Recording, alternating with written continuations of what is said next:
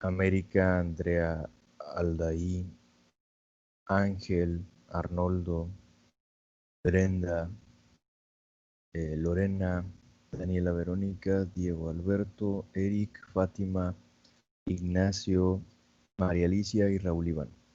Buenos días a todas y todos. Pues bueno, no sé si antes de que iniciemos tengan algún comentario o alguna duda.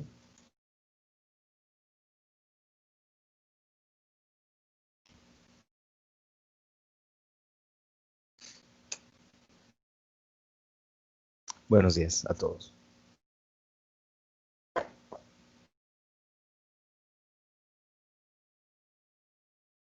Ok, corresponde ahorita la exposición del equipo 3, constituido por María Alicia, América, Derek y Emiliano. María Alicia y América ya estaban, ¿verdad?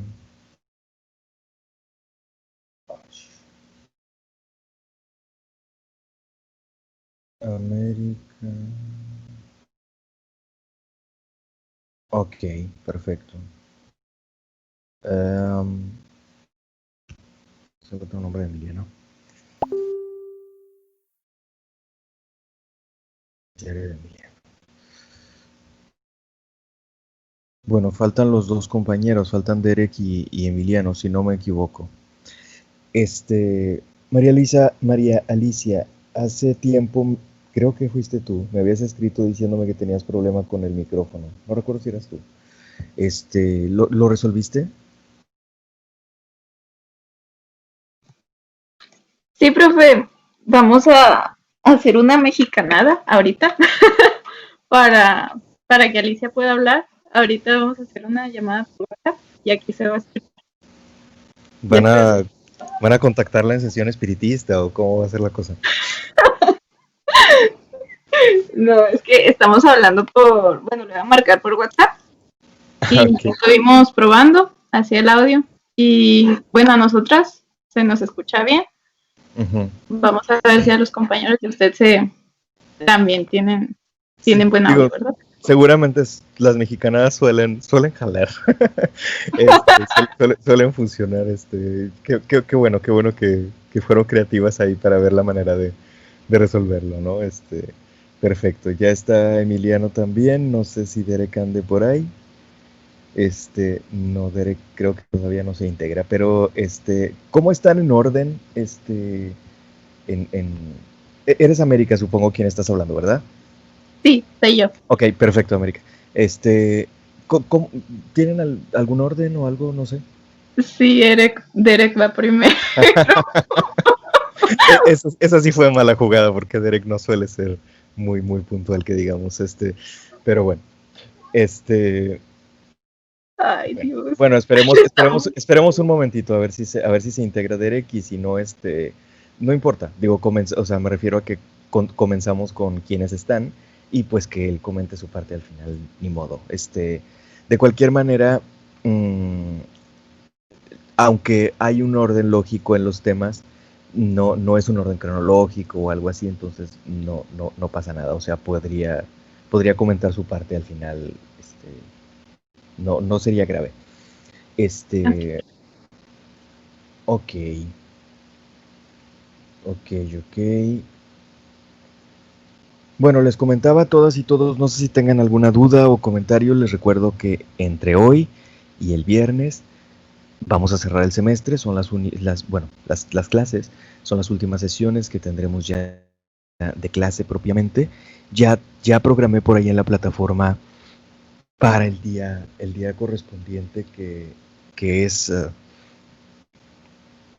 el 11 de junio, el jueves 11 de junio, la entrega de la evidencia 3 y la entrega del PIA. Si no me equivoco, tenemos para hoy la entrega de las actividades en el transcurso del día, ¿sí? Recuerden, estas actividades son por equipo, son menos en cantidad que en las otras, que en las otras fases, son 3 actividades: una investigación sobre la Orden de los Templarios y su supresión, obviamente una investigación breve y señalando por favor las fuentes. Segundo, un cuadro comparativo entre, por un lado, las tendencias de unidad política en España, Inglaterra y Francia, y por otro lado, la fragmentación en Italia y Alemania. Es decir, es lo equivalente a una actividad que estaba en la fase anterior, pero en este caso es sobre los siglos XIV y XV, o sea, los últimos siglos de la Edad Media. Y en tercer lugar, un cuadro comparativo entre las nociones antropológicas y los ideales de vida durante la temprana, alta y baja Edad Media, con base en el texto de Romero, que está o debe de estar en el blog, ¿no? Espero que allí todos y todas tengan o hayan tenido acceso a esta lectura. Pues bueno, esas son las actividades, son por equipo, los mismos equipos, y pues recuerden que tienen todo el día de hoy para subirla a tiempo, también la pueden subir a destiempo mañana o mañana, por ejemplo. Perdón. Y les recuerdo también, por favor, que todas y todos los miembros de los equipos la suban, ¿sí? Va a ser en un mismo archivo, ahí van a estar estas tres actividades. Póngale una portadita, ahí estarían las actividades continuas, nomás póngales un título de qué se trata, ¿no? Y bueno, suben su archivo o archivos, si es más de uno, por ejemplo, que alguno de los esquemas lo quieran hacer en PowerPoint o algo así, digo, no creo que haya necesidad, pero puede darse el caso. Pues bueno, suben su archivo o archivos. Y ya, nada más, por favor, todos los miembros del equipo háganlo para que no quede hueco como actividad de alguna persona, de algún miembro del equipo. Como ustedes lo saben y se los dije desde un principio, se supone, no tengo claro cuándo, cómo, dónde o quién, pero se supone que nos monitorean el trabajo en la plataforma. Y por trabajo en la plataforma me refiero a todo el trabajo en la plataforma. Las sesiones que quedan grabadas, por cierto, que no se me olvide grabarla. Las sesiones que quedan grabadas, las actividades, las tareas, todo. Entonces, hay que cuidar ese trabajo en las plataformas, no es como, vaya, el trabajo en el salón de clases que queda entre ustedes y yo, de manera un poco más personal. Aquí se supone, o al menos esa fue la indicación, esa fue la advertencia, por llamarle de otra manera, desde un principio, que nos iban a estar monitoreando el trabajo en la plataforma. Entonces, por favor, cuidemos ese trabajo en la plataforma. Me refiero específicamente a esto, a cargar esas actividades y demás para que no queden allí huecos, ¿no? Y eso pueda afectarles a ustedes o a mí. Bueno, ok. No sé si tengan algo que comentar o alguna duda antes de cederle la palabra al equipo. No sé si está Derek o no ya. Sí, ya está Derek, perfecto. Entonces ya están todos los miembros del equipo, muy bien. ¿Alguna duda o algún comentario?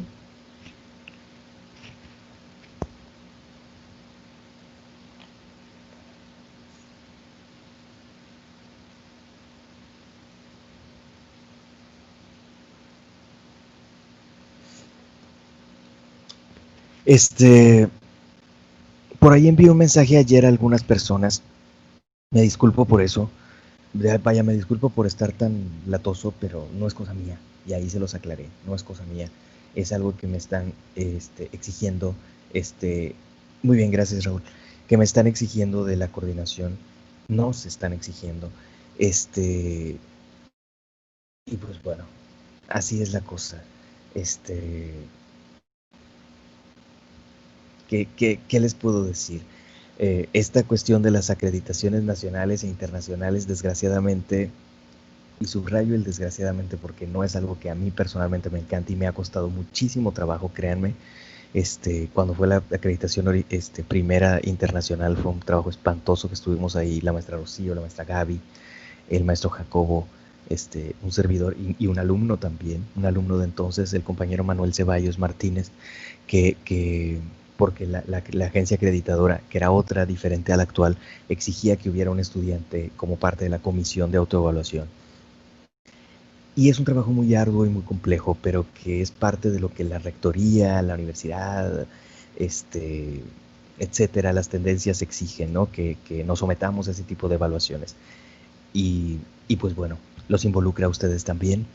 involucra a los administrativos de la facultad, o sea, la dirección, etcétera, etcétera, involucra a todos los profesores del colegio, en primer lugar y de manera muy significativa a él o al coordinador o coordinadora que esté en el momento en el colegio, e involucra a todas y todos los estudiantes, y pues bueno, es un proceso de evaluación. O sea, eso es, veámoslo así, es un proceso de evaluación como nos evalúan en muchas cosas y por todos lados. Y tiene sus trámites, tiene sus requisitos, tiene sus protocolos. Y pues bueno, así es la cosa, ¿no? Les agradezco mucho a todas y todos su colaboración para esto. Yo no soy el responsable, pero estoy absolutamente involucrado, aunque no quiera, aunque no me encante el asunto, porque así es. Estoy involucrado en ello. Y pues bueno, es todo. No sé, si tengan alguna duda sobre eso, el mensaje que envié ayer a algunas personas tiene que ver con esto. Vaya, no hay necesidad de comentarlo más. Pero bueno, en fin, les cedo la palabra al equipo que nos va a exponer hoy, el equipo número 3, que es el último que le corresponde exponer. Son las compañeras María Alicia García, América Pérez, y los compañeros Derek Mellado y Yared Emiliano Ibarra. Los escuchamos a ustedes 4 compañeros y compañeras. El tema que nos van a exponer es una lectura de Jacques Le Goff y Nicolas Truong, donde hacen un análisis acerca de algunas, digamos, nociones, algunas prácticas, algunas ideas, algunas representaciones, se les puede decir, en torno a la vida y la muerte durante la Edad Media, que tiene que ver con las etapas de la vida, que tiene que ver con las mujeres, que tiene que ver con la salud, prácticas médicas, la muerte en sí misma, varias cosas, ¿no? El capitulito se llama Vivir o morir en la Edad Media, si no me equivoco. Y el libro se llama Una historia del cuerpo en la Edad Media, que es sugestivo, ¿no? Podemos pensar, bueno, pues el cuerpo que tanta historia tiene, ¿no? O sea, tiene historia por la evolución, pero de hace 1000 años para acá no hemos evolucionado mucho, que digamos, prácticamente nada, de hecho. Pues sí, pero no estamos hablando desde ese punto de vista fisiológico, no es una historia del cuerpo fisiológica, es una historia de la representación del cuerpo, es una historia de las prácticas, de las nociones, de las visiones, de las valoraciones, etcétera, etcétera, etcétera. Es una historia de, como se le decía tradicionalmente, aunque ya muchos cuestionan el término, es una historia de mentalidades, o sea, de la manera como la sociedad piensa cosas, ¿sí? Que esas son las mentalidades. Cómo la sociedad piensa, ve, se imagina, se representa, designa cosas, ¿sí? Clasifica, etcétera, etcétera, cosas. Pues bueno, ahora sí, me callo. Adelante al equipo, por favor. Sí, profe, se está subiendo la presentación. Bueno, se está cargando. Ok. Ok, muy bien. No tuvieron ningún problema, sigue siendo América, me imagino, no tuvieron ningún problema perdón, es que no estoy viendo quién habla, pero para la lectura. Sí localizaron la lectura, o sea, esta de la que yo hablaba ahorita, ¿verdad? Sí la localizamos, profe. Ok, perfecto. Bien. Sí, es que ya no supe si la habían localizado y no no me he metido a revisar recientemente cómo está ese blog y a confirmar, a ver, palomear, a ver estas lecturas si están, estas lecturas no están, etcétera, que lo voy a tener que hacer a fuerza porque, como ustedes sabrán o habrán escuchado chismes o supondrán, pues obviamente el otro semestre no vamos a volver como si nada, ¿no? A clases. Lo más probable es que continuaremos con clases en línea o una cosa que le llamarán ahí modalidad híbrida, como le dijo la UDEM, o un Frankenstein ahí bizarro. No sé qué diablos pretendan hacer. Qué bueno que todavía no estoy grabando. Pero bueno, lo digo porque esas mezcolanzas luego resultan complicadas tanto para ustedes como para nosotros. O sea, yo prefiero trabajar de una manera lineal, como estamos aquí, en línea. Vaya, lineal no quiere decir en línea, pero me refiero homogénea, es lo que quise decir, de una manera homogénea. Porque de otra manera nos van a decir, no, es que ve para allá y haz estancia y quédate en la facultad y atiende a un grupo de estudiantes escalonadamente y aparte atiende las clases en línea y aparte no sé qué y aparte no sé qué. O sea, va a ser estarnos poniendo gorro tanto a ustedes como a nosotros. Eh, yo espero que no sea esa modalidad híbrida, ese mutante que algunos mencionan y como ya lo anunció la UDEM, sino que sigamos últimamente con las clases en línea si no hay de otra, ¿no? Este, pero bueno, de que voy a tener que revisar las lecturas que están digitalizadas o no, pues obviamente lo voy a tener que hacer, ¿no? Porque no va a haber de otra, supongo, para trabajar. En fin, ¿cómo andamos con la presentación, compañeras, compañeros?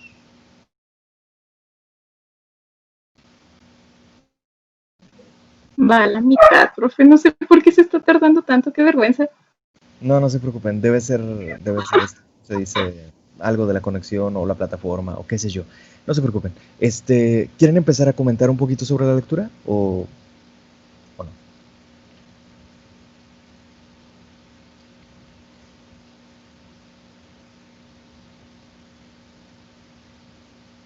Bueno, miren, vamos a hacer esto. Voy a iniciar la grabación. Voy a comentar un poquito de manera muy general y muy rápida algunas cuestiones que quedaron por ahí, que me quedó a mí pendiente de comentar, porque ellos sí lo hicieron. El equipo que expuso, si no me equivoco, hace una semana, creo que hace una semana el equipo,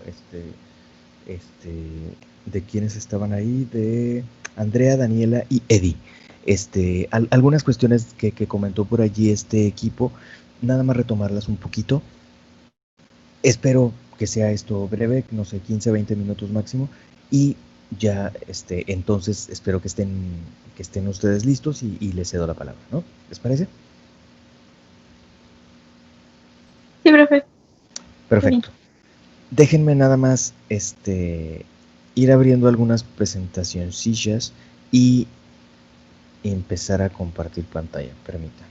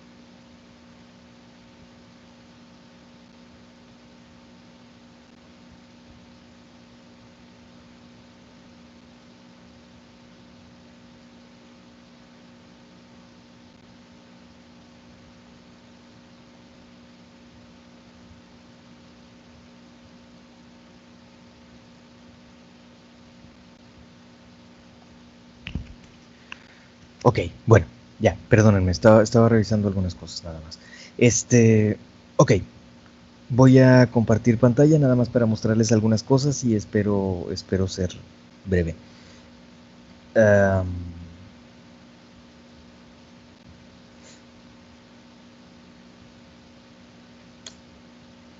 ay, perdón.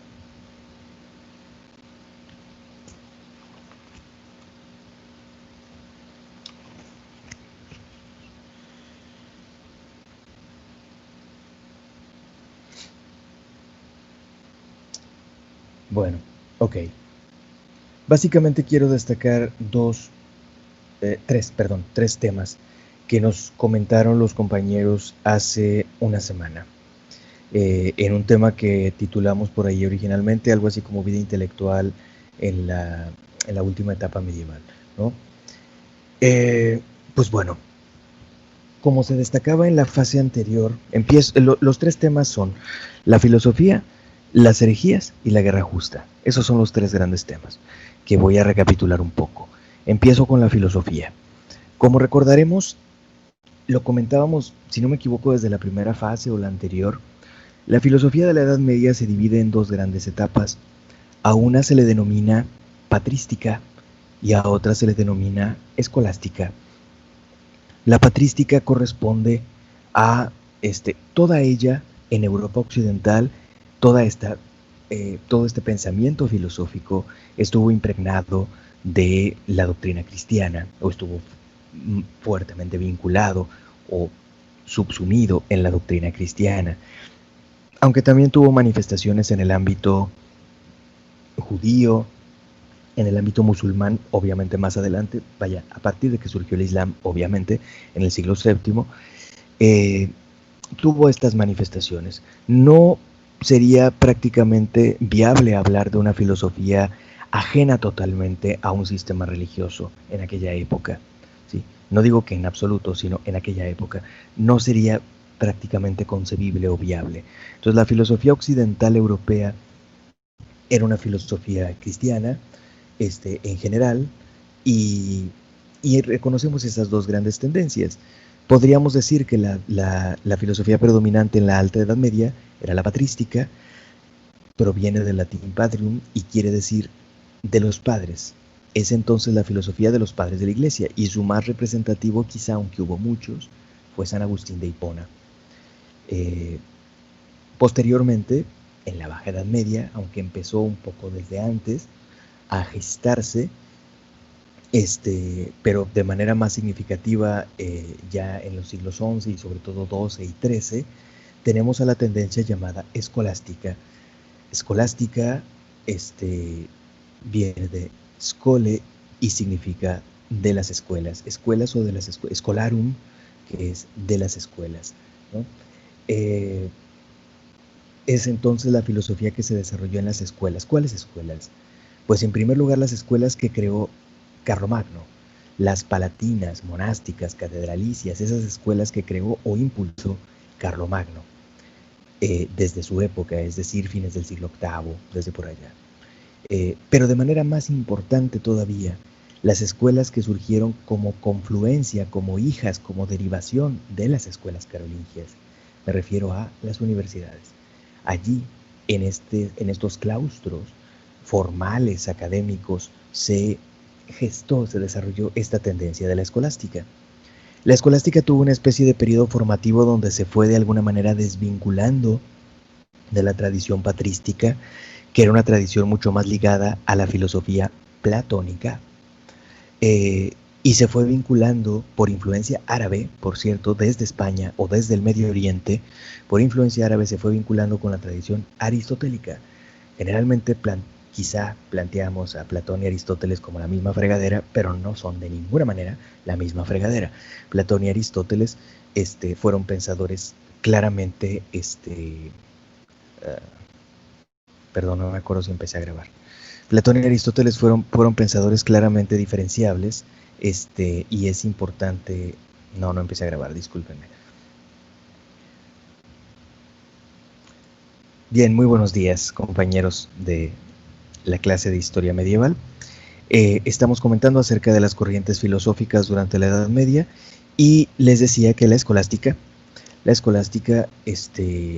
se caracteriza por varias cosas, entre ellas ser una filosofía que se desarrolla en las escuelas, ser una filosofía, obviamente una filosofía cristiana, ser una filosofía muy vinculada al pensamiento de Aristóteles, aunque no se dejó por completo de lado por parte de todos los pensadores a la tradición platónica.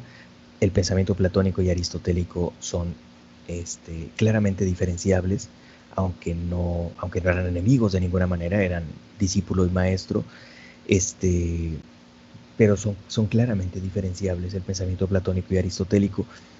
San Agustín era sumamente platónico, Santo Tomás de Aquino, el máximo representante de la escolástica, era sumamente aristotélico, y de hecho citaba a Aristóteles como el filósofo, así, por antonomasia, el filósofo por excelencia, ¿no? De hecho, citaba también a un filósofo musulmán, Averroes, como el comentador, así lo cita, etc. Bueno, pues la escolástica tuvo su pico, su clímax de desarrollo en órdenes religiosas entre los franciscanos y los dominicos durante el siglo XIII. Pero ya para fines del siglo XIII o durante el siglo XIV y principios del XV, tuvo una etapa que algunos consideran ya como de baja escolástica, donde los debates entre las escuelas, los debates de tendencias, de posturas, etcétera, etcétera, hicieron que surgieran otros planteamientos. Quizá es prejuicioso llamarle baja escolástica, porque en realidad fue un periodo de mayor pluralidad y efervescencia de ideas, que de alguna manera dieron pie al surgimiento del pensamiento moderno, ¿sí? Antes que Francis Bacon de Verulam, fines del siglo XVI, hubo otro Bacon, Roger Bacon, que también era precursor del empirismo, como Francis Bacon, y así como él hubo muchos otros pensadores. Bueno, quiero destacar a dos de esta tendencia, a Guillermo de Ockham y a Juan Duns Scoto, ambos ingleses, o bueno, de las Islas Británicas, perdón. Scoto, como su apelativo lo indica, era escocés, de origen escocés.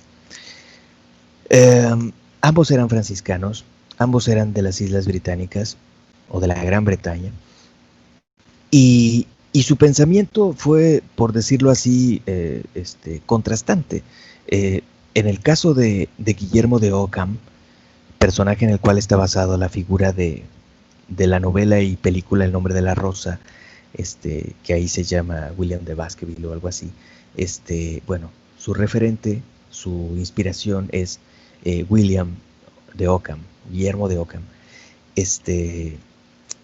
Guillermo de Ockham fue un filósofo que desarrolló un pensamiento vinculado a lo que se le suele llamar nominalismo, aunque en realidad él desarrolló un pensamiento particular que se llama occamismo, por él, ¿no? Obvio. ¿Qué es el nominalismo? Pues bueno, eso lo comentamos en la fase pasada, lo comentó el equipo que expuso, ya no hubo oportunidad de que yo comentara nada al respecto, pero es lo que se denomina en la Edad Media el problema de los universales, y que no inventaron en la Edad Media, que ya lo esbozaban precisamente Platón, Aristóteles, sabios de la antigüedad. ¿Qué es el problema de los universales? Pues lo digo de manera trato de decir de manera muy simple. El problema de los universales tiene que ver con la validez y la realidad de los conceptos generales, ¿sí? De los conceptos que engloban conjuntos. Cualquier concepto que englobe conjuntos. Realmente aquellas palabras genéricas, ya sea porque engloban un conjunto, como por ejemplo el concepto de sociedad, que engloba a un conjunto de personas, a muchas personas, ¿no?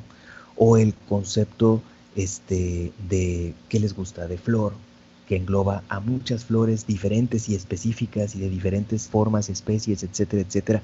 Pero hay un concepto genérico que es flor, como los diferentes conceptos que nos encontraríamos en un diccionario, que omiten las particularidades de aquello que designan y nos dan una generalidad que se supone que es esencial, ¿no? Bueno, esos conceptos generales que engloban a un conjunto como sociedad o que designan a un género o especie como flor, por ejemplo, o el que ustedes quieran. Esos conceptos generales se les denomina universales porque son generales, ¿no? Nosotros les llamaríamos generales. En la Edad Media el término más usual era universal para referirse a esto. Y se desarrolló todo un debate entre los filósofos que no tenía directamente que ver con lo religioso, porque generalmente pensamos, y de alguna manera yo mismo lo insinué, que la filosofía medieval simplemente reflexiona sobre asuntos religiosos. No, dije que está ligada a el cristianismo, pero no dije que solo hable de cuestiones teológicas. se ocupaba de muchos asuntos, entre ellos una filosofía del lenguaje, ¿sí? Una filosofía que tiene que ver con el eterno debate entre lo general y lo particular, los conceptos generales, hasta qué punto representan a las realidades particulares o específicas, porque lo que realmente existe, podríamos pensar, es lo particular y específico, la realidad ubicada en tiempo, en espacio, cambiante, con nombre propio, para decirlo de alguna manera, específica. Sin embargo, nosotros hacemos generalizaciones, nos abstraemos de esa particularidad de la realidad, y ya Aristóteles decía hace 2300 y pico de años que no hay ciencia más que de lo general. Eso, por cierto, hizo que muchos pensadores plantearan y planteen que la historia no puede ser una ciencia, porque la historia no se ocupa más que de lo específico en espacio, en tiempo, con nombre propio, etcétera, etcétera, etcétera. Pues bueno, este es el debate sobre los universales. Planteó diferentes posturas: el realismo exagerado de herencia platónica sostenido por San Agustín, el realismo moderado de herencia aristotélica sostenido por Santo Tomás de Aquino, por ejemplo, el conceptualismo, etc. Y entre ellos esta postura sostenida por Guillermo de Ockham, vinculada al llamado nominalismo. ¿Qué es el nominalismo? Pues bueno, le explicaré solamente esta postura porque es la que nos interesa aquí, vinculada con lo que acabo de tratar de explicar acerca de lo que es el problema de los universales en general.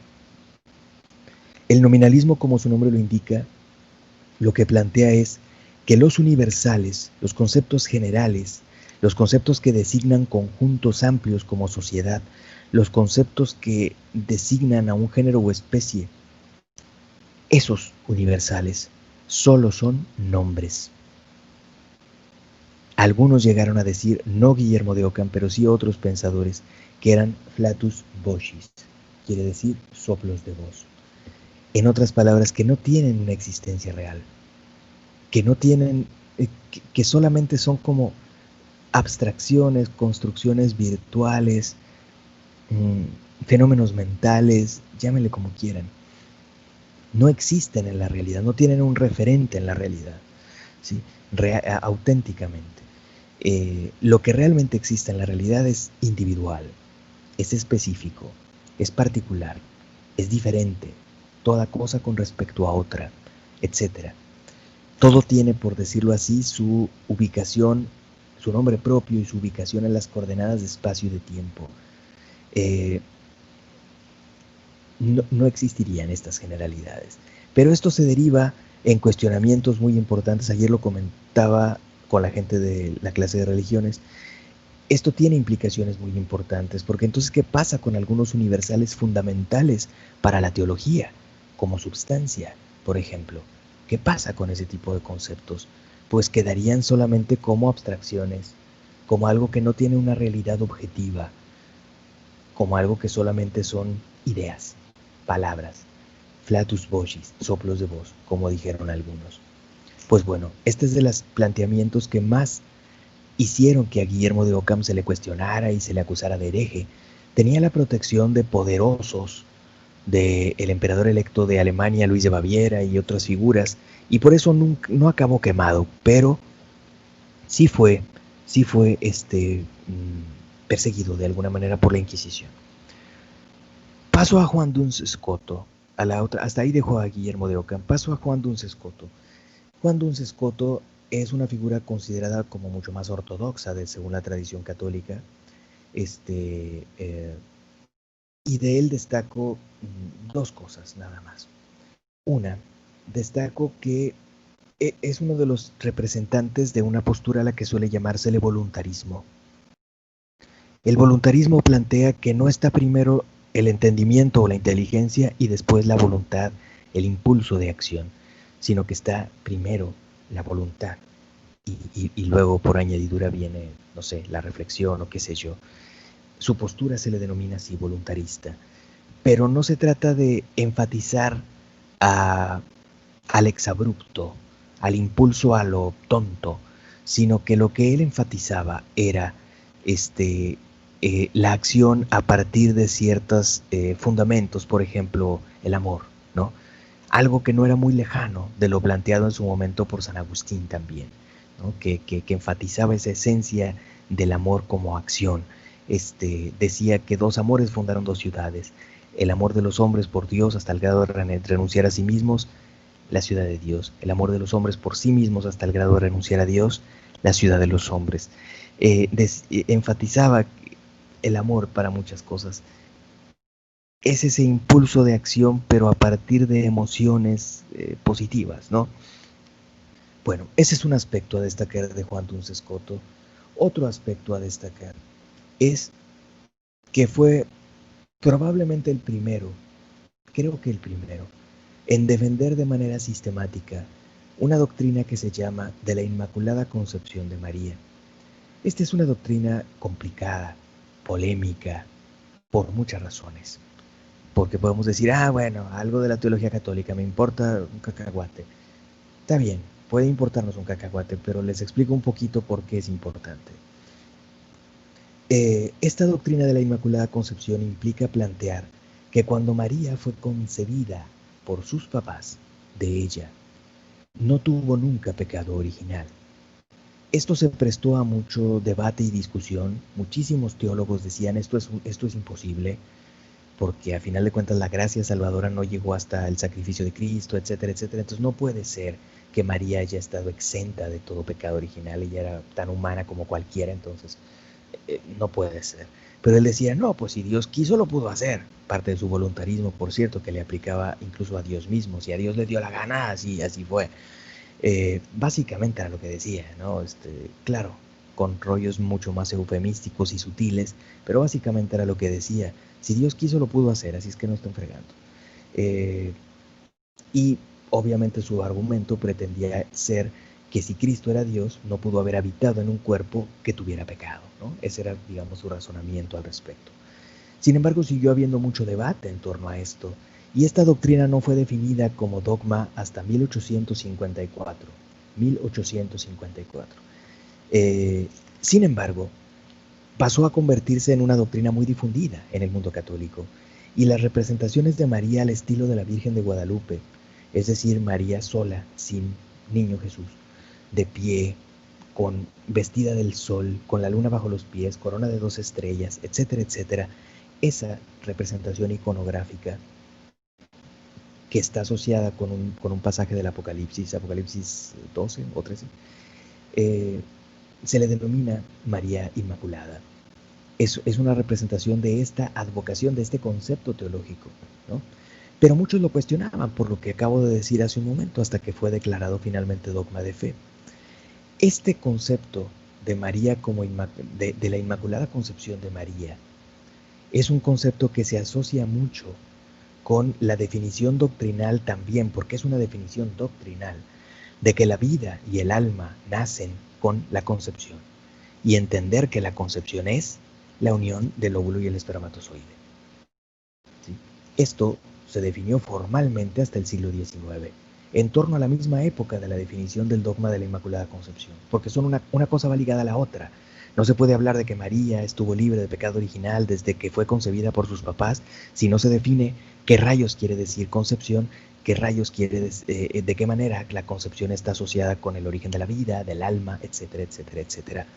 Y bueno, sabemos las implicaciones, supongo, que esta doctrina, porque es eso, una doctrina desde el punto de vista teológico, tiene en cuanto a muchas cosas, como las posturas en torno al aborto, etcétera, etcétera. Y si pensamos que esto es un asunto allá, lejano, ajeno, que solo otros piensan, veamos los debates en el Congreso de Nuevo León en torno a este tipo de cosas, ¿sí? En fin, bueno, ahí dejo este tema. Paso a lo siguiente. Las herejías, entre comillas, de la época. En realidad, posteriormente la Iglesia Católica reconoció que no había gran cosa o casi nada de herético realmente en los planteamientos de estos pensadores.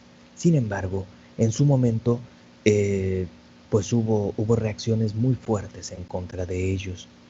Comenzamos con John Wycliffe o Juan Wycliffe, sacerdote inglés del siglo XIV.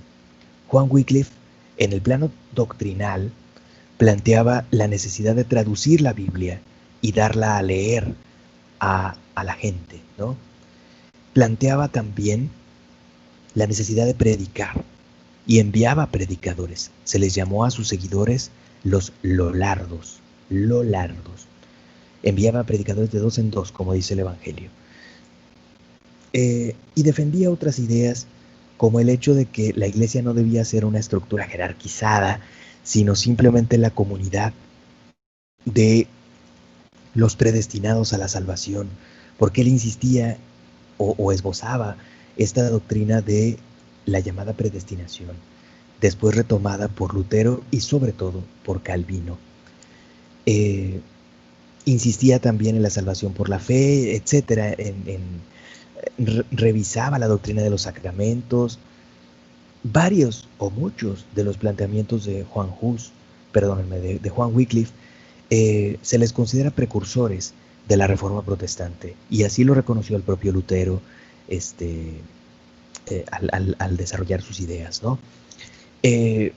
Wycliffe tenía cercanía con algunas figuras poderosas en Inglaterra, y eso hizo que, a pesar de que fue procesado, etcétera, por algunos obispos acusándolo de hereje, nunca fuera condenado en vida. Fue condenado hasta el Concilio de Constanza, ¿sí? En 1415, en la misma época en que fue condenado Juan Hus. Él ya estaba muerto. Sus restos fueron posteriormente desenterrados y quemados, reducidos a cenizas. Esa era una práctica común de la Inquisición. Tenía jurisdicción sobre los muertos también, y los cadáveres podían ser desenterrados y quemados, ¿no?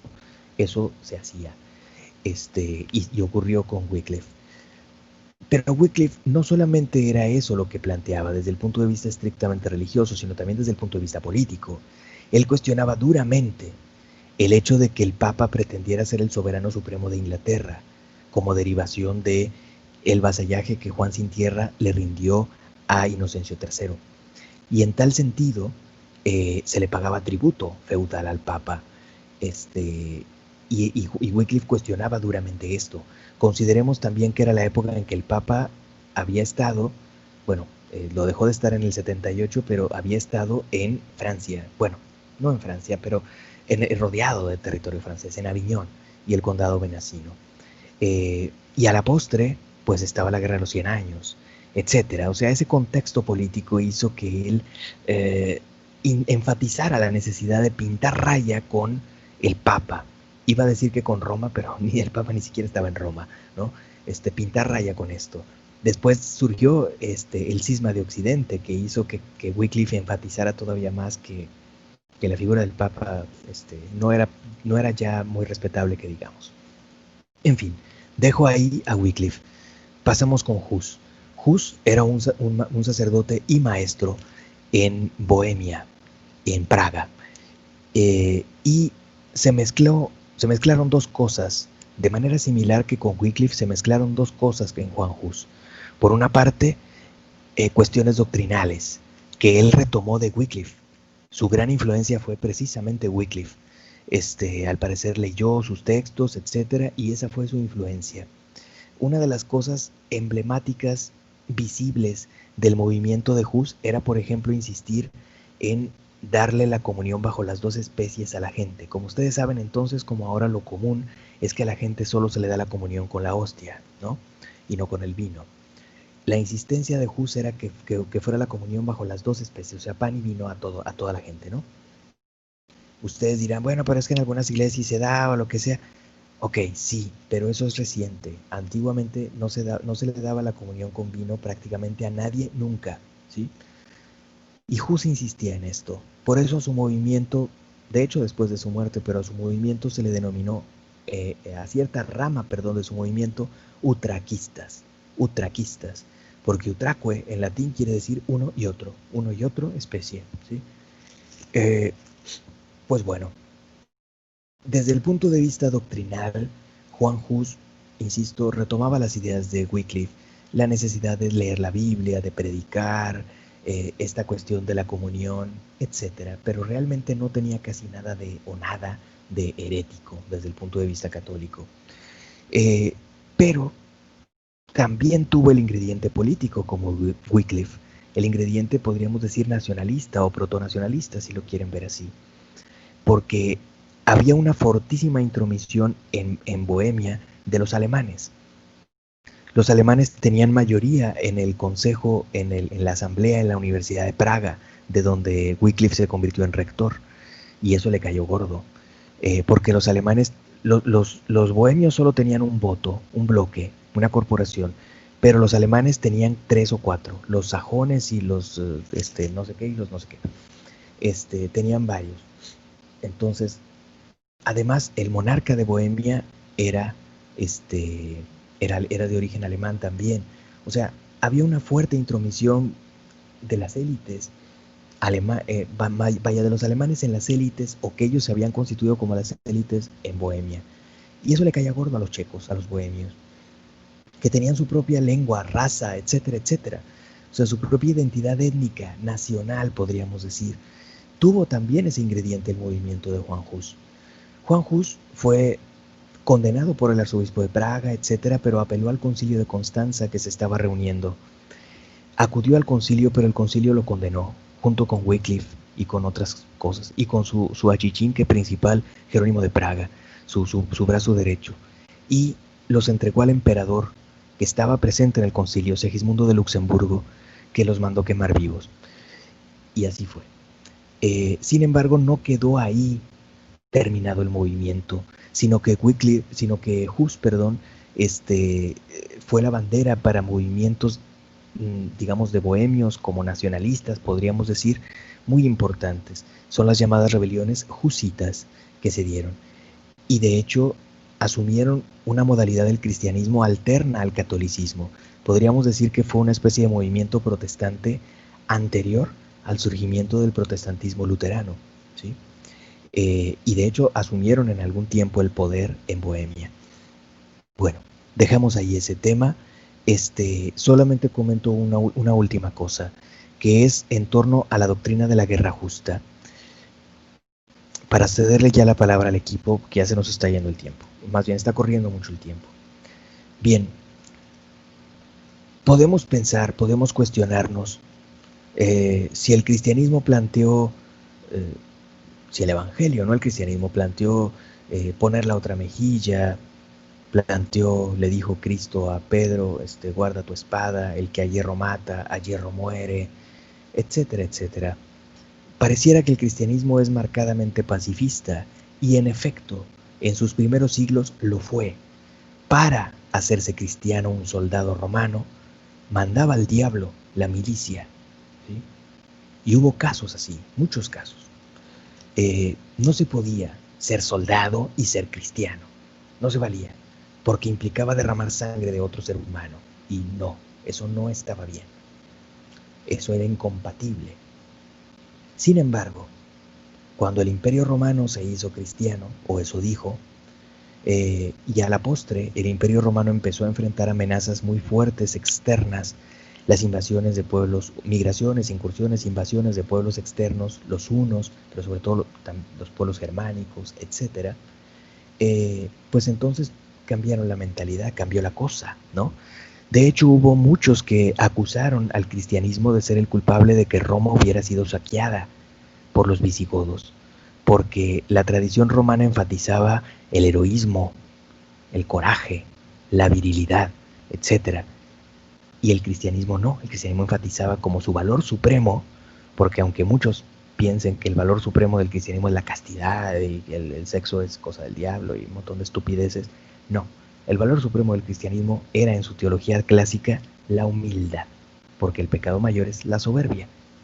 Ese se supone en las muchas interpretaciones teológicas que fue el pecado de Adán y Eva, soberbia, no andar encuerados o querer tener sexo o lo que sea, porque la bola de morbosos no piensa en otra cosa más que en sexo hoy en día. Pero bueno, pues bueno, la humildad es entonces el primer elemento para el cristianismo, y eso se contrapone, eso se mezclaba, más bien dicho, con el pacifismo de los primeros cristianos, no querer derramar sangre de otro ser humano.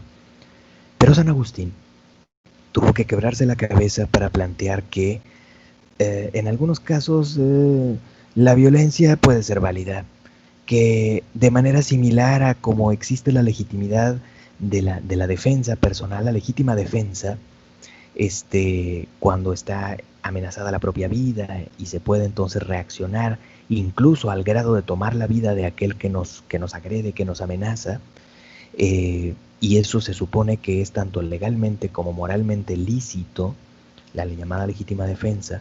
Pues bueno, de manera similar la sociedad, la colectividad puede reaccionar ante un mal que se le comete, ¿no? Ante una agresión que recibe. Y de esa manera se formula la doctrina de la guerra justa, y de esa manera se justifica también la pena de muerte, por cierto, o se pretendía justificar la pena de muerte. Apenas se les está empezando a cambiar el chip en cuanto a la pena de muerte a algunos cristianos, porque seguían aferrados a que era lícita, porque eso había dicho la tradición por muchísimo tiempo. Pues bueno, San Agustín, y más adelante esto fue complementado por otros teólogos como Graciano y Santo Tomás de Aquino, ya en la Baja Edad Media, formuló la doctrina de la llamada guerra justa, que dicho sea de paso es la base del concepto de guerra justa en el derecho internacional actual. No es poca cosa, no se quedó solo en el plano teológico religioso, es la base de la concepción de una guerra legítima o justa en el derecho internacional actual. Pues bueno, hay 5 grandes condiciones para que una guerra sea justa según San Agustín y complementado por los otros teólogos, Graciano y Santo Tomás. Primero, causa justa, tiene que haber una agresión previa. Una guerra nunca puede ser ofensiva, siempre tiene que ser, para ser legítima, defensiva, ¿sí? Segunda causal, autoridad competente para declarar la guerra, el Estado que representa el bien común. En otras palabras, las guerras particulares, que cualquier hijo de vecino inicie una vendetta, una guerra interminable con otra familia o qué sé yo, eso no se vale. La guerra, el uso de la violencia es un monopolio del Estado, como mucho más adelante, muchísimo tiempo después, a principios del siglo XX, lo definiría Max Weber como concepto esencial del Estado, el monopolio del uso legítimo de la coacción física, o sea, de la fuerza de la violencia. Tercero, la correcta intención. Tiene que haber fines moralmente buenos, el objetivo debe ser primordialmente volver al statu quo ante. ¿Qué quiere decir esto? Que una guerra no se puede hacer con intenciones perversas, expandirse, conquistar, dominar, esclavizar, saquear, etcétera, etcétera, mucho menos masacrar o etcétera, etcétera, porque todo eso serían fines moralmente malos. ¿Cuál puede ser un fin moralmente bueno en una guerra supuestamente? Pues castigar a los malos, ¿no? Si vinieron a agredirte, entonces son malos, entonces tienes derecho a castigarlos. Defenderte. Reivindicar tus fronteras, por ejemplo. Si otro país te agredió, penetró a tu país y violentó tu frontera, etcétera, tu soberanía, reivindicar tu frontera. En última instancia, el fin debe ser volver al orden de cosas previo a la agresión inicial. Eso es el statu quo ante. El orden de cosas anterior a la agresión inicial, ¿no? Si violentaron mi frontera, reivindicar mi frontera, por ejemplo, ¿no? Ok. Cuarta condición, debe ser último recurso. Se supone que todo medio pacífico, diplomático, de negociación, de diálogo, etcétera, etcétera, tendría que haberse ya agotado. Y entonces, ahora sí se recurre a la violencia. Claro, esta es una causal muy ambigua, ¿no? Porque ¿cuál es exactamente la última negociación posible? ¿Cuál es la última mentada de madre que está dispuesto a aceptar uno de los dos bandos del otro antes de lanzar la primera piedra? Eso no es fácil de definir. Tiene mucho que ver a veces con cuestiones personales, presiones políticas, qué sé yo. Pero bueno, en fin, se supone que es una condición. Cuando menos sirve para plantear que la reacción tendría que ser primero diplomática, el diálogo, etcétera, la negociación. Quinta y última condición, la proporcionalidad. Tiene que haber proporcionalidad entre el mal inicial cometido, o sea, la agresión inicial, y el castigo que se impone. Y esto establece límites a los daños colaterales, ¿sí? O sea, se supone que tiene que haber proporción entre lo que te hicieron y la manera como tú buscas que te la paguen, o buscas castigar, o buscas contener o reaccionar ante esa agresión inicial, ¿sí? Para decirlo con un ejemplo muy burdo, no porque alguien te mire feo, lo vas a matar. Si te mira feo, míralo feo. Miéntale la madre. Tal vez dale un trancazo. Pero no hay necesidad de irlo a matar, ¿no? O sea, ¿por qué? Porque sería desproporcionado. Me miró feo y por eso lo maté. Ah, pues qué lindo, ¿no? Obviamente eso es desproporcionado. Espantosamente desproporcionado. Pues bueno, no falta eso a nivel países, en guerras, ¿no? Eso es el concepto de la proporcionalidad. Un último comentario al respecto ya para cederle la palabra al equipo. En la concepción de la guerra justa desde San Agustín en delante, no concibe a la guerra como un bien en sí mismo. La guerra es mala, porque es violencia, porque es derramamiento de sangre.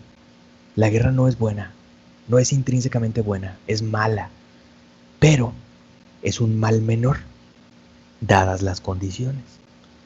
O sea, la idea de San Agustín era, ¿cuál sería la opción? ¿Quedarnos cruzados de brazos? ¿O otro pueblo, los vándalos en su época, en el norte de Italia, nos están invadiendo, agrediendo, masacrando, etcétera, etcétera, etcétera? ¿Cuál es la opción? ¿Quedarnos cruzados de brazos? No, no está chido. Tenemos que reaccionar.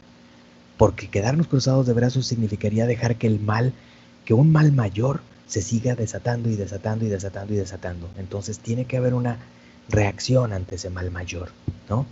Y esa reacción ante el mal mayor pues sería la guerra justa bajo estas condiciones. Es mala en sí misma porque implica violencia y muerte, pero es un mal menor o un mal necesario para contener, para detener a un mal mayor que sería pues el que representó la agresión inicial. Ok. Hasta ahí, hasta ahí esta participación de mi parte. Eh,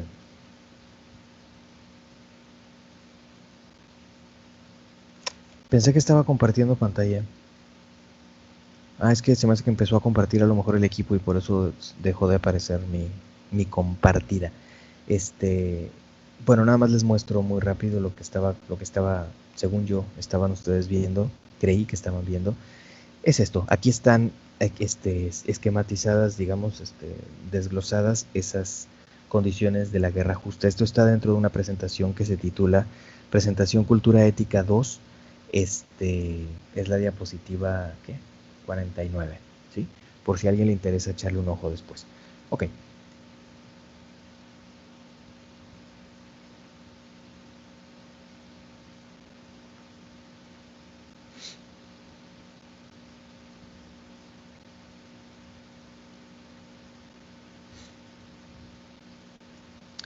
Ok, adelante, ahora sí, al equipo, ¿están listos? ¿Listas?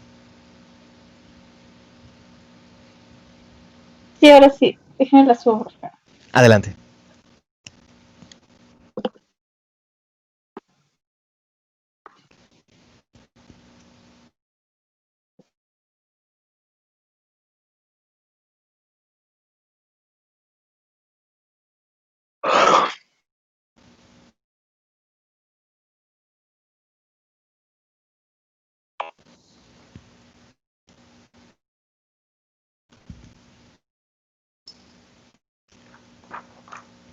Adelante, compañeros. Bueno, ¿qué significa vivir y morir en la Edad Media? Bueno, pues esta es una pregunta que no se puede contestar demasiado específicamente porque los estudios de antropología y de historia de la época no han sido capaces de darnos una respuesta específica para este interrogante, y especialmente por el tiempo que ha pasado entre nuestros tiempos. Y esto es porque la manera de vivir y morir en la Edad Media también variaba demasiado entre el contexto, o sea, de que entre las diferentes clases sociales, el lugar en el donde vivías, y también cambiaba mucho dependiendo de la época que está hablando. Así que hablar nomás de una manera de vivir y morir tan solo en el periodo de la Edad Media es algo que ya lleva demasiadas variantes de contexto. Pero pues, como quiera se ha podido rescatar algo a partir del texto. Cámbiale, por favor. Bueno, el camino de la vida. La respuesta que la Europa cristiana ofreció ante la resistencia del cuerpo sería intentar codificarlo o intentar civilizarlo y de esta manera poder dominar la vida y la muerte. Pero, ¿de qué estamos hablando en sí? La duración en promedio de la vida en este periodo eh, la han medido en diversas maneras los que han estudiado la época. Y esta principalmente se ha hecho con la excavación de cementerios para analizar el cuerpo y la determinación de edad a partir de los cadáveres que se encuentren.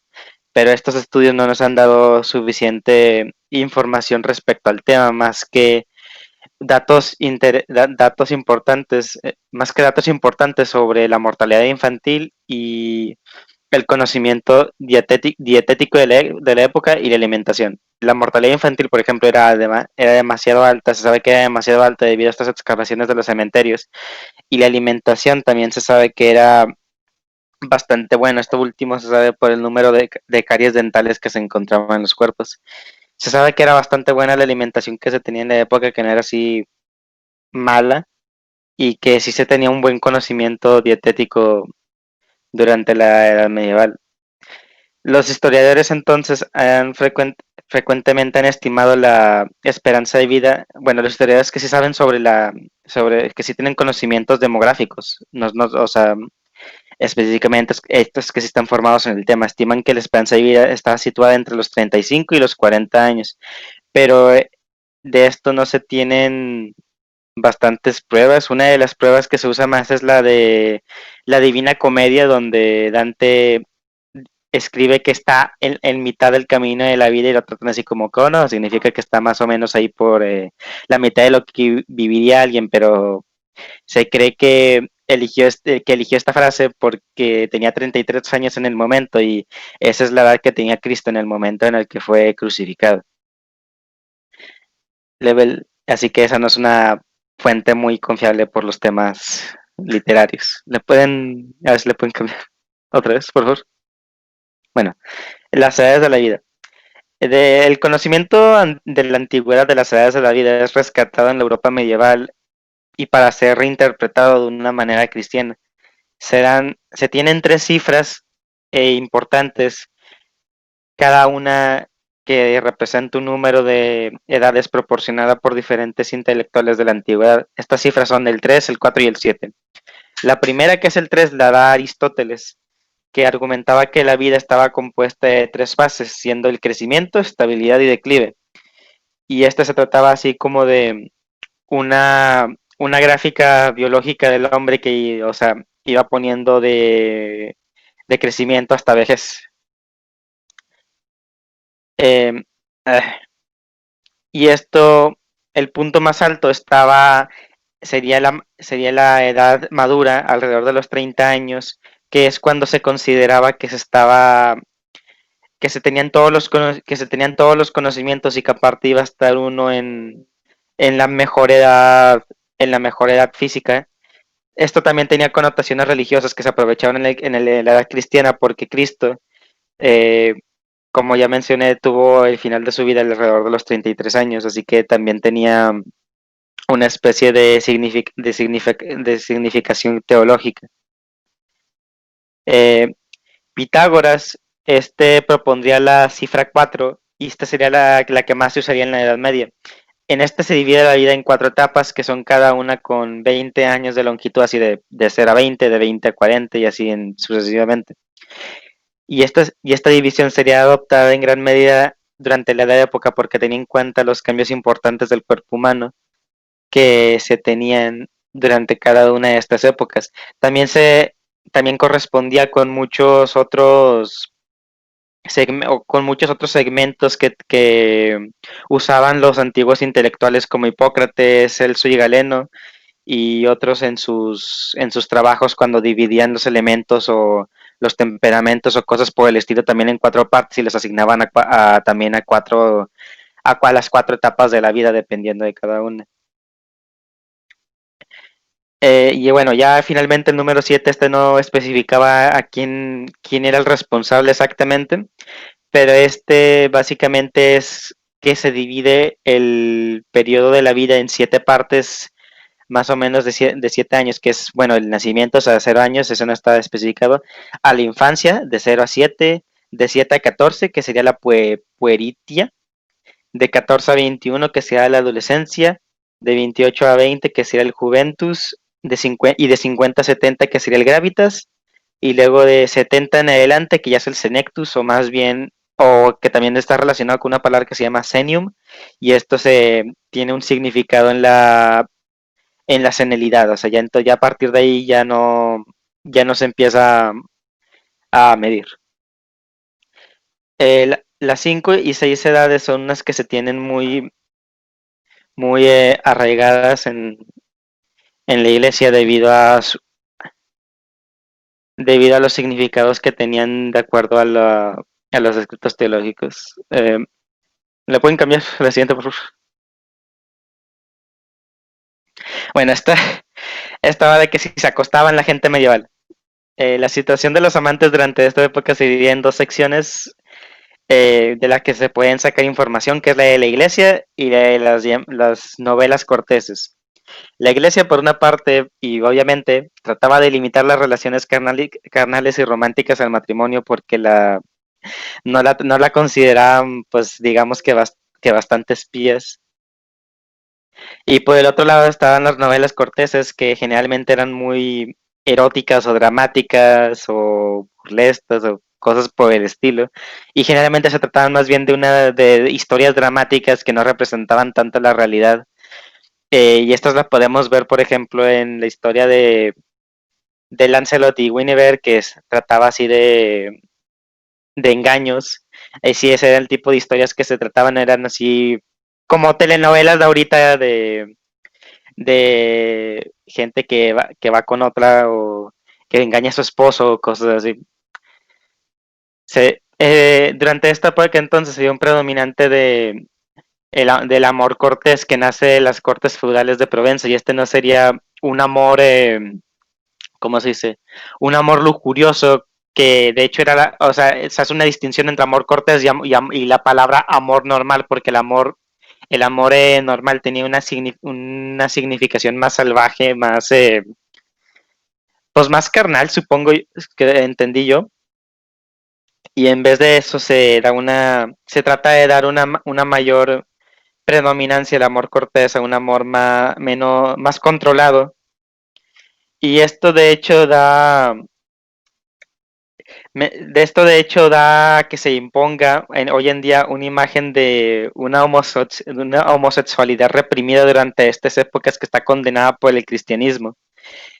Esto en particular es lo que encontré bastante interesante, porque a diferencia de cómo se toma hoy en día, la homosexualidad no estuvo específicamente condenada por el cristianismo, sino que parecía que estaba tolerada. Y bueno, pero esto llegó hasta el siglo XIII, cuando ya sería definitivamente condenada por la iglesia. Aunque se señala que en el siglo XV como que ya se practicaría bastante en las ciudades como Florencia o otras ciudades de este tipo. Bueno, ya terminé por mi parte, pueden cambiar.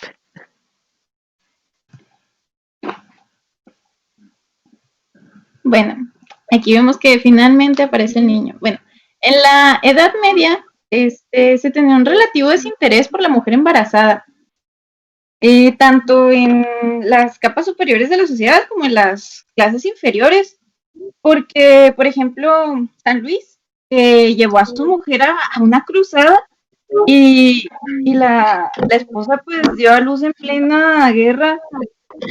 Y, o sea, era tan poca la atención dirigida que cuando el hombre se lo llevaron preso los egipcios, ella reunió el dinero para pues pagar su fianza y, se encontraba con 8 meses de embarazo.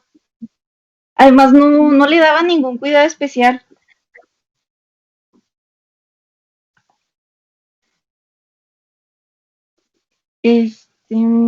Perdón. Felipe Arias nos contaba que pues era tampoco el interés que lo empezó a considerar como, pues, nulo, no había. Y aquí es donde, pues, saltaron varias voces a decir que, pues, no era así.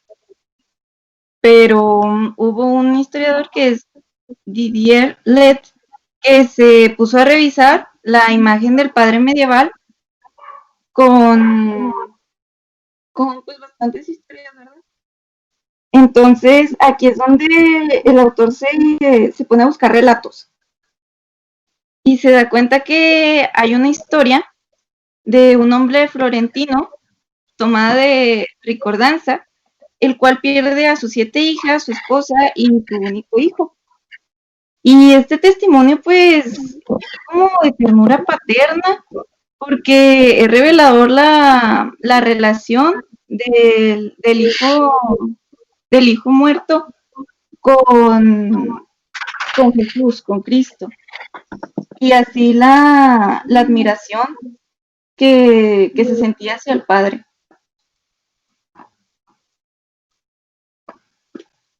Pero bueno, a partir del siglo XIII, pues se le va a otorgar más importancia al niño, porque se le va a dar promoción al niño Jesús. Sí, se promueve la infancia a partir de evangelios apócrifos, y aquí es donde empieza a saltar el interés de la sociedad y se manifiesta el auge en Navidad y en la iconografía medieval. De hecho, si pueden ver, hay bastantes pinturas de bebés del niño Dios, que por cierto está muy feo, pero pues es parte de, según lo que investigué, es porque ahí ellos querían resaltar al niño Dios como alguien divino, como alguien que debía de imponer sabiduría, temor.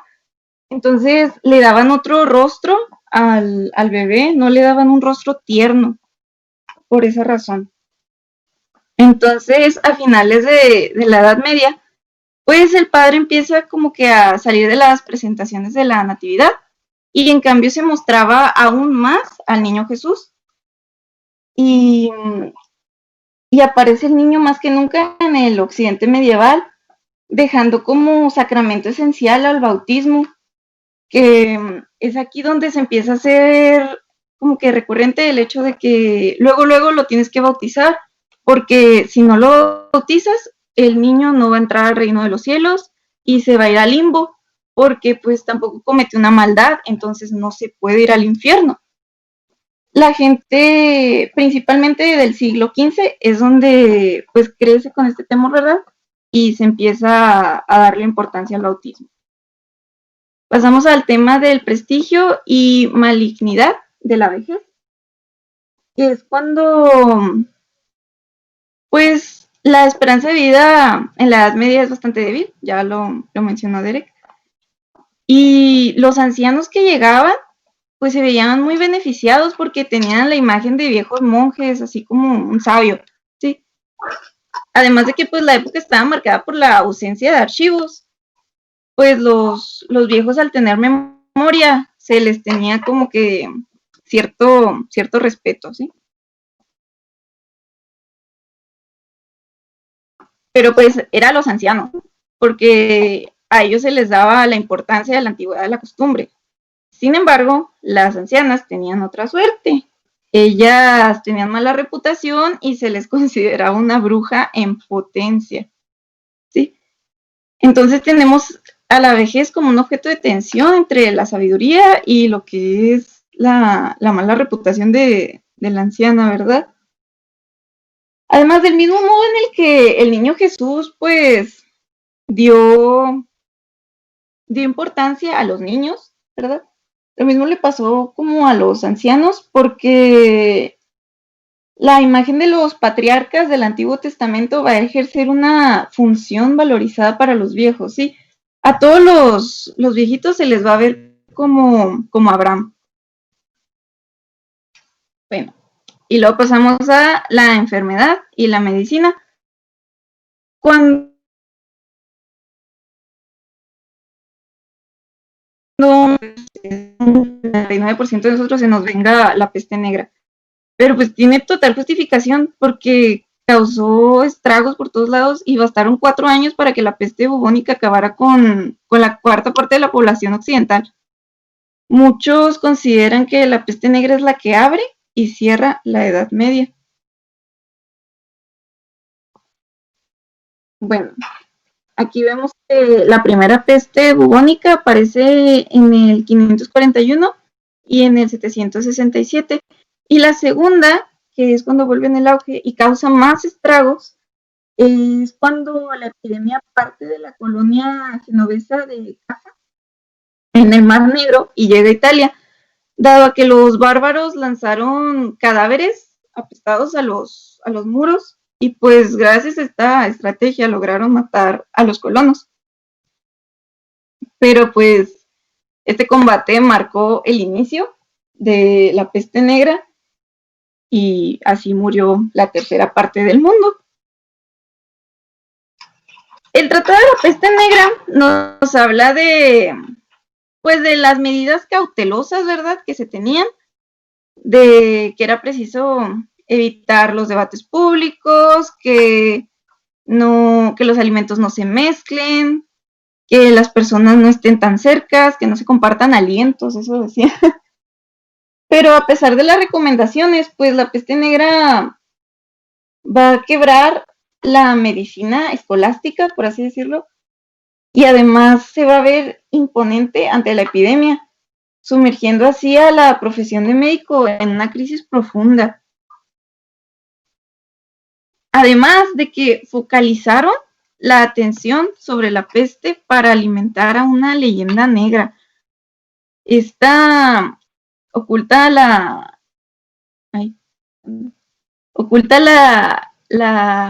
realidad del estado sanitario a los hombres frágiles de aquel tiempo cuyos cuerpos son sometidos a azares del entorno. Aquí se van a empezar a inventar historias, ¿verdad? La peste negra pues no existe, son los papás. La lepra se extendió por Europa, aparte de todavía, en el siglo VII, y pues constituyó el mayor problema sanitario de la Edad Media, pero al mismo tiempo es una cuestión espiritual, ya que en la Edad Media pues no hay enfermedad que nos toque al ser entero y que no sea simbólica, ¿sí? El leproso es picador de la lujuria, ¿sí? Es un picarón. O sea, si tenías lepra era por eso, por lujurioso. Y pues aquí es donde podríamos decir que se concebían las relaciones entre el alma y el cuerpo de una manera tan estrecha que la enfermedad era necesariamente una enfermedad psicosomática.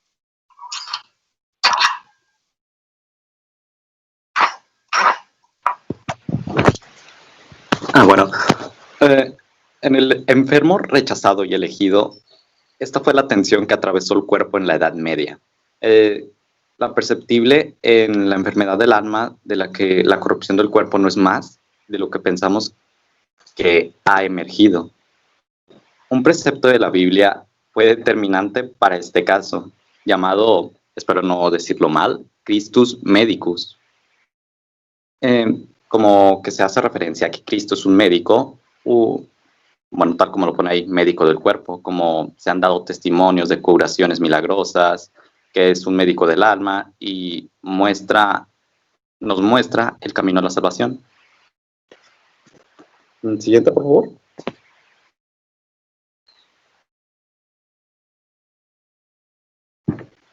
El hermano cuerpo. Este fue en el Renacimiento del siglo XII, que como ya se ha visto, corresponde al auge de un individuo. El cuerpo del hombre sufriente en su carne se toma más en cuenta. La particular atención de las alabanzas de San Francisco de Asís, que es el que estamos viendo en la imagen, por lo que él llama su hermano cuerpo. En cuanto a la enfermedad y su relación con él, San Francisco fue un personaje fascinante en cuestión de todo este tema. Él confía en su único médico que reconoce, y es Cristo, como ya se habló antes. Él acepta consular a los médicos del Papa ante la insistencia del hermano Elías, citando una parábola del eclesiástico. En este caso fue determinante para suerte y auge de la medicina. ¿Ya puedes seguirle? La orina y la sangre. Provecho si están desayunando ahorita. Para los diagnósticos, la práctica antigua basada en la toma del pulso, el examen y de la lengua quedó eclipsada por una técnica nueva, la uroscopia. Espero haberlo dicho bien. Esta fue difundida por los bizantinos y los salernitanos, hasta puesta a punto por Hales de Corbel. Espero haberlo dicho. El método requería de un recipiente de vidrio que se fue convirtiendo en la insignia corporativa de estos médicos de la Edad Media, que tuvieron la tendencia de reducir la semióloga médica de la uroscopia. ¿Siguiente?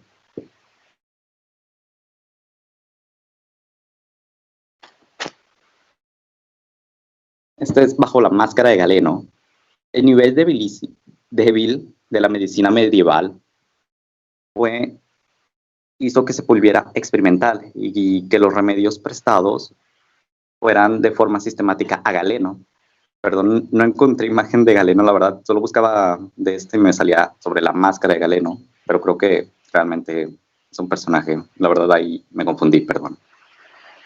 Esta visión popularizada por el filósofo inglés Roger Bacon, de la imagen, estuvo popularizada en su término erroribus medicorum, fustiga una multitud de médicos que le entregaban las disputas de varias cuestiones infinitas y argumentos inútiles que no se podrían haber resumido de todos modos por los términos de la medicina medieval.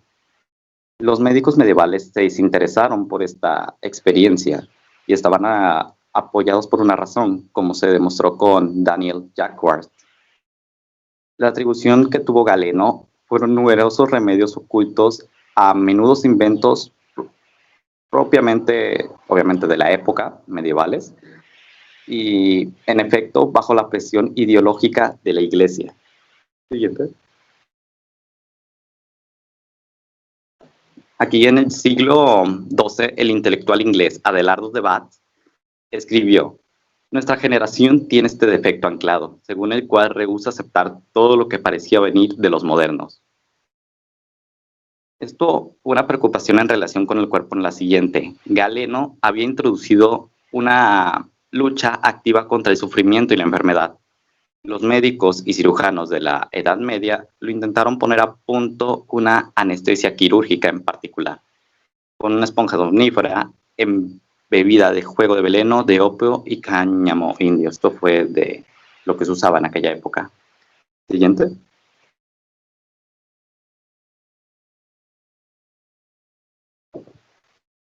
Los límites de la medicina escolástica.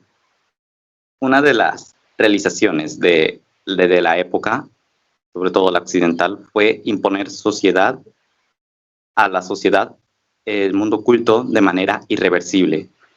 Un estatus intelectual de la medicina, afirmó el tal Daniel Jacquard. Una expedición, una vez en esta tensión que atraviesa la occidental medieval, en la Edad Media no existe el cuerpo en sí, siempre está penetrando de alma y su salvación es predominante, se afirma. Y también que la medicina, en primer lugar, es la que alarma que pasa por el cuerpo sin jamás reducirse a él. Pero a pesar de todo, la medicina medieval se aportó importantes innovaciones técnicas que hasta el día de hoy están, como el terreno de la cirugía, trepanación, reducción de las fracturas, ligadura de hemorroides y hemostasia. También creo entender que aquí también se descubrió el uso del alcohol como recipiente médico, si mal no recuerdo. Siguiente. La sociedad asistencial. Los límites que se tenía de la medicina medieval se vieron atemperados por la sociedad, que también asistencial. En ese momento se estableció a través del desarrollo del hospital en torno a los valores cardinales de la sociedad medieval, como son la caridad y la enfermedad. Las caritas fueron de las primeras virtudes teologales, así como la infirmitas, a menudo estaba asociada con la pobreza y las enfermedades, que constituirían poderosas palancas para el nacimiento del hospital medieval, un lugar público y gratuito para la caridad. Siguiente.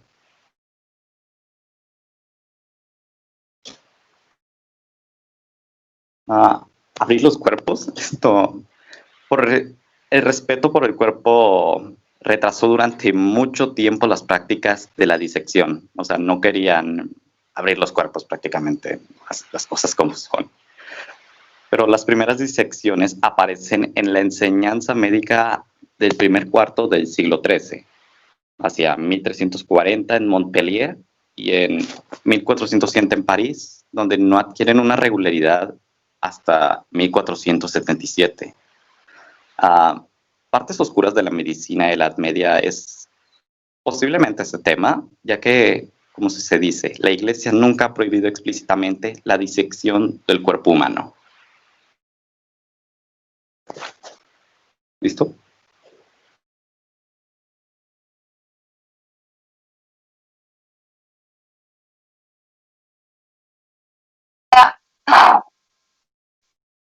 ¿Se me escucha bien? Ok, espero que sí. Sí se escucha, no te preocupes. Alicia, ¿verdad? Adelante, Alicia. Sí. Bueno, los muertos y moribundos, ¿eran gloriosos o atormentados? Esta pregunta, se podría decir, surge porque muchas veces se tiene la idea de que en la Edad Media la gente moría tranquilamente y recibían a la muerte así como, sí, ven a mí. Pero la verdad es que esto es difícil de decir que es verdad, porque antes se tenían diferentes preocupaciones, igual que como tenemos ahora, y esto lo podremos ver más adelante. El brevario de los moribundos. Para rezar, celebrar la Eucaristía y hacer una limosna en honor a los difuntos eran las maneras de aliviar a los muertos. Porque pues ya sabemos que antes de morir para ellos era muy importante asegurarse de su entrada al cielo. Y originalmente las mujeres eran quienes hacían cargo de preparar a los muertos, pero alrededor de los siglos 8 o 9, la Iglesia se fue haciendo cargo y condenando las prácticas supersticiosas, porque pues ya sabemos que antes se tenía mucho eso de los velorios en casa y de que pónganle cierta ropa y hay que poner ciertos aromas, cosas así. Y en los cementerios se podían admitir solamente personas fieles a la Iglesia, porque sí había obviamente cementerios, pero eran, por decirlo así, las necrópolis. Entonces ya cuando la Iglesia comenzó a meterte en todo este asunto, solamente la gente fiel podía entrar a sus cementerios benditos. Luego tenemos los monjes de la época carolingia, se hacían cargo de los testamentos, la extremaunción o la última confesión de los moribundos. Es lo que les dije anteriormente, que se querían asegurar su entrada al cielo. Pero mucha gente no se hacía la idea de que la muerte tenía que estar cristianizada. Entonces, para la década del 1030, con el fin de unificar y controlar las prácticas funerarias, los monjes de Cluny inventaron una fiesta en la que todos los difuntos del 2 de noviembre. Y para finales del siglo XII y principios del siglo XIII, se logró individualizar la muerte. Luego, a partir del siglo XIII, los ritos funerarios se fueron perdiendo, se podría decir, esas costumbres. Se tuvieron que acostumbrar a las de la Iglesia, porque los funerarios, como les mencioné antes, comenzaron a ser de las casas a estar dentro de las iglesias. Y se impuso el juridismo por el resurgimiento de los testamentos. Luego tenemos la presencia de los muertos.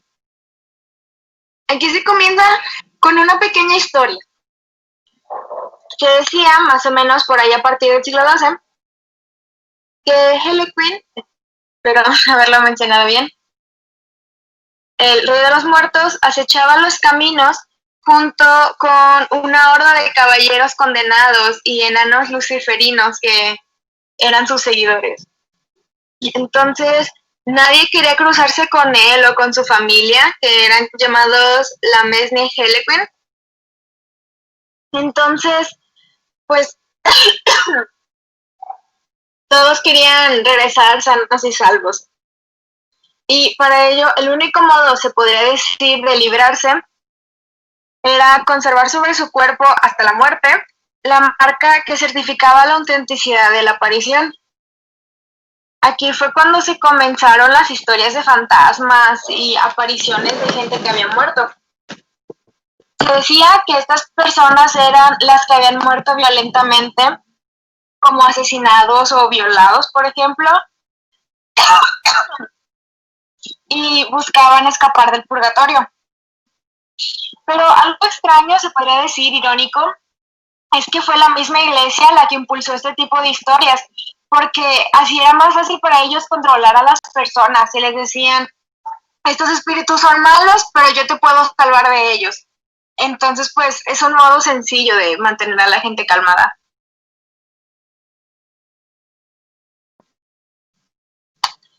Finalmente, con el tema de la muerte estando por todos lados durante la Edad Media, pues en el arte esto no se queda atrás y surge el arte macabro. Estas eran obras relativas a los cadáveres y a la muerte y se triunfa especialmente en la danza. Aquí es donde surge la famosa danza macabra. Y los poemas de los muertos estaban hechos con forma como de sermón. Y en el primer lugar, los muertos te hablaban sobre el alma, porque para ellos era importante como enmarcar que no haya diferencia entre ellos y la gente que seguía viva en el plan de... había una unión espiritual. El arte macabro se volvió muy popular, sin embargo, la imagen que se comenzó a desarrollar en la Baja Edad Media fue pues de la lepra y la peste. Entonces, los cadáveres, se podría decir, de por sí, se volvieron aún más desagradables. Entonces, fue cuando se adoptó la imagen de las calaveras, de los esqueletos, ya que se llegaba a decir que incluso eran más animadas o bromistas.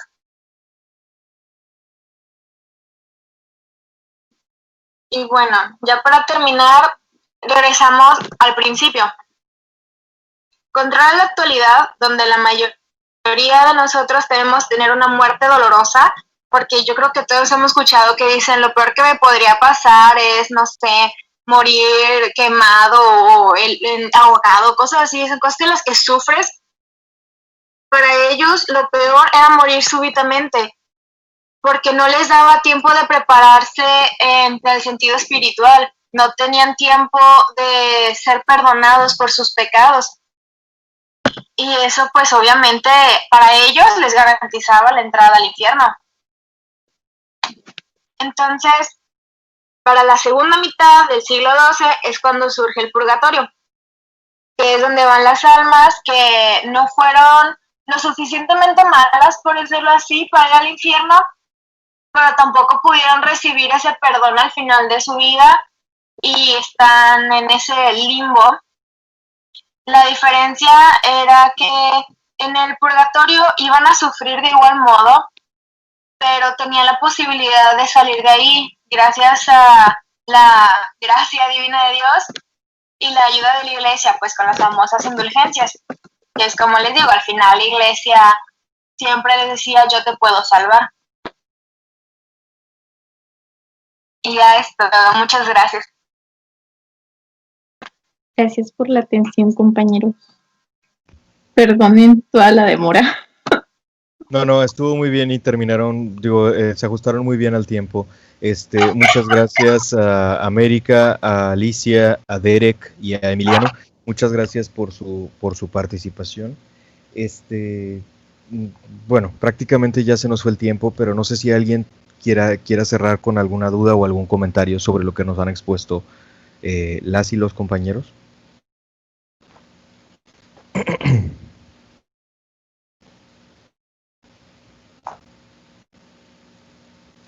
¿Hay algún comentario o duda en particular?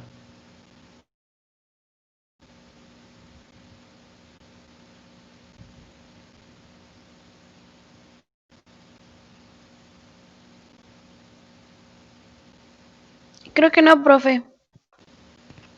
Ok, les recuerdo por favor a los miembros del equipo que carguen esta presentación muy bien hecha, cada uno de los 4, por favor, como tarea aquí en la plataforma donde está señalada esta actividad, ¿no? De ustedes. Estoy hablando del equipo que expuso. Y para todos y todas, para todo el grupo, por favor, carguen en el transcurso del día o no sé, mañana más tardar, porque pueden entregar con un poco de retraso las actividades correspondientes a la fase, ¿sí? Hace rato se las mencioné, son 3 básicamente. Háganlas por favor por equipo y intégralas en un mismo archivo y carguen ese archivo donde está las actividades, en la plataforma, por favor. Todas y todos, cárguenlo ahí, por favor. Bueno, a reserva de que tengan alguna duda o algún comentario, pues le dejaríamos ahí por hoy. Nos veríamos el viernes, va a ser ya la última sesión, vamos a comentar un poquito retomar algunas cosas, o etcétera, comentar un poquito algunas cuestiones que están por ahí pendientes o que a mi criterio haga falta puntualizar, porque pues ya va a ser la última sesión, ¿sí? Entonces, igual, si quedó alguna duda por ahí sobre el tintero, bueno, de cualquier cosa del curso, pero en particular de esta tercera fase, por favor, coméntenlo, no dejen de hacerlo, ya sea duda sobre el contenido, ya sea duda técnica sobre algún asunto, no sé, del PIA o qué sé yo, porque va a ser la ocasión, ¿no? Para que podamos comentar eso y cerrar, porque eso va a ser, pues, para cerrar. Ok, nos vemos, compañeros, compañeras, que estén bien, cuídense y nos veríamos el viernes. Hasta luego. Adiós, profe. Hasta luego, profe. Gracias.